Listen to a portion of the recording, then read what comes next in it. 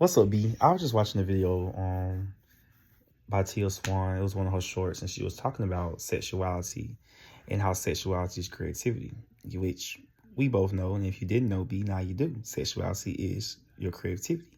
And she was talking about how no matter how much you try to run from your deepest truths and you try to run from the things that you won't desire, it will always still be connected to your sexuality. And it got me thinking about when beings are going through confusion within their sexuality, how it can cause mishaps within their manifestations, because manifestation is something that's naturally happening.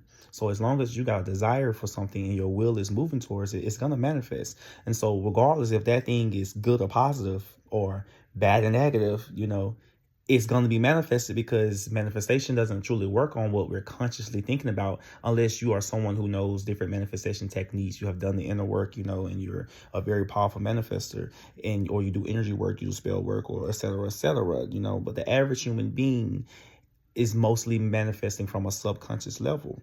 And so subconsciously, we have hidden fears, hidden desires that we are wanting and that we are needing, and it manifests in misconstrued ways because we hide these things within our shadow. And so the shadow is a disconfigured aspect of light, right? And so because it's a disconfigured aspect of light, what is light? Light is illusions. And so you're either living in true light or false light. And the shadows will always be false light until you bring light to it. And when you bring light to shadow, you integrate it within yourself, right? Doesn't mean that you disintegrate your shadow or your shadow disappears. It means you bring your shadow within you.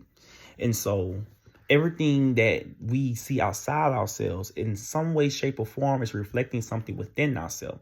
Doesn't mean we have to agree with it or even accept it in our life, but it does mean that it is telling us something about ourselves. Okay. And so that is just very deep and beautiful to have an understanding, and to know as you heal your traumas you have with your sexuality, you also heal the relationship you have with your creativity. And so for those who also went through something similar as me, and as I'm coming out of, or where we feel like we're burnt out, or we have so many avenues that we can go through, or we have so many ways we can express ourselves and do this, but we don't know how to truly do it. We don't want to pick one certain avenue. That's because your sexuality doesn't want to either. Your sexuality doesn't want you to conform to a box when it is fluid and it flows. And so you burn yourself out trying to decide how to make that sexuality flow when it's already flowing. You just need to get out the way. You building a dam in a place that won't want to be stopped up. And you're wondering why pipes busting. That's the message, B.